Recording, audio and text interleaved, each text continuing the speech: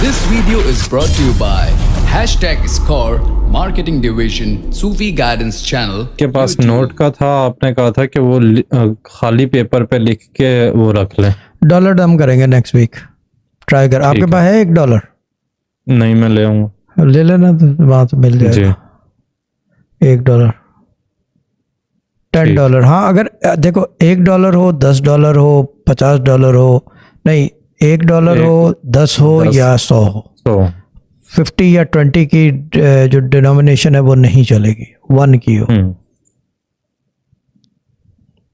तो ये अब कंफर्म है ना कि नेक्स्ट वीक डॉलर दम होगा। सही है, नेक्स्ट वीक डॉलर दम होगा।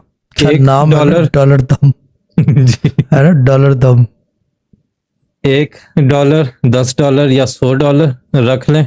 जो नहीं ले सकते वो प्रिंट करवा लें डॉलर का नोट, और जो प्रिंट भी नहीं करवा सकते वो जो है अपनी मकामी जो उनकी करेंसी है 1, 10 या 100 का नोट लेके वो बैठेंगे नेक्स्ट दम में। और